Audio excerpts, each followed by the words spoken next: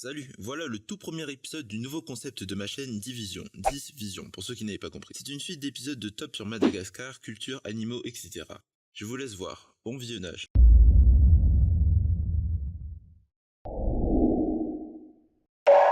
Ce parc est situé dans la région du sud-est de Madagascar, près du village de Ranmafan d'où il tire son nom. Le parc national de Ranmafan est un des parcs les plus connus de la grande île. Il abrite un paysage et une faune magnifiques comme le lémurien bambou doré qui fait partie des nombreuses espèces en voie de disparition. Top 9. Le parc national de Maswal. Ce dernier est situé dans le nord-est de Madagascar. Le parc national de Maswal couvre environ 400 km de forêt tropicale ainsi que 3 parcs marins. Lui aussi dispose de beaucoup d'espèces de lémuriens comme le aï-aï, le plus grand des primates nocturnes du monde. Le parc abrite également une gamme diversifiée d'oiseaux et de reptiles, y compris la grenouille tomate, parce que comme son nom l'indique, elle est rouge comme une tomate. Il contient 3 parcs marins qui ont été faits pour la plongée sous-marine et des aventures en kayak. Top 8. Le parc national d'Indasbe-Mantadia. Le parc national d'Indasbe-Mantadia est un parc qui couvre 150 km de terre à l'est de Madagascar. Il abrite 11 espèces de lémuriens dont le plus grand de Madagascar, le Indri Indri. Top 7. La colline d'Ambouimang. Cet endroit est considéré comme un des endroits les plus sacrés de Madagascar. Cette colline est un village historique qui abritait autrefois la royauté malgache. Le mur qui était là déjà en 1847 a été construit avec un mortier de chaux et des blancs d'œufs. Le palais de l'ancien roi Andjaipumirn était constitué de sa maison. Il fut construit avec des murs en palissandre massif. Top 6. Ifat.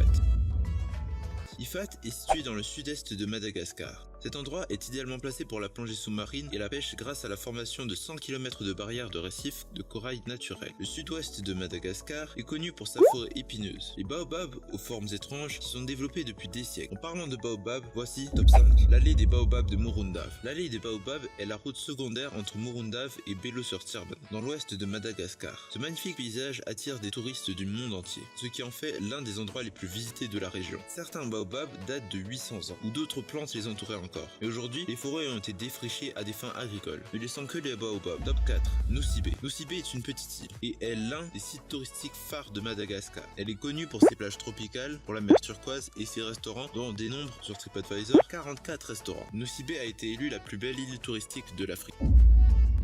Le Tsing de Berama se trouve dans la région du sud-est de Madagascar. Nommé réserve naturelle intégrale du Tsing de Berama, le mot Tsing fait référence aux pointes sur le plateau calcaire du parc. Le parc dispose d'une vaste étendue de forêt de mangroves. Le parc héberge également 7 espèces de lémuriens dans le fameux SICAF. Top 2. Le parc national d'Issal. La particularité des parcs d'Issal sont leur relief. Situé entre la région centrale et la région sud de Madagascar, il est composé de canyons escarpés et de zones de prairies, mais aussi des piscines naturelles et des palmiers. Et enfin, c'est de loin la meilleure destination touristique que je puisse vous conseiller. Top 1. L'île de Sainte-Marie. Elle est aussi une île, mais cette fois-ci placée au large de la côte est de Madagascar. Elle a un historique très intéressant. Cette île est tellement belle qu'elle aurait attiré des pirates. Au XVIIe siècle et au XVIIIe siècle, des épaves seraient encore visibles de nos jours dans les fonds sous-marins. Cette île fait partie des principales attractions de l'île de Madagascar. Les eaux magnifiques de cette île sont parfaites pour les activités de plongée et autres. La faune sous-marine de l'île de Sainte-Marie est très belle. Si vous y allez, il ne faut pas rater la migration des baleines à bosse vers l'île pendant l'été et en début d'automne. Si vous avez aimé cette vidéo, n'oubliez pas de la liker et de la partager. Au revoir.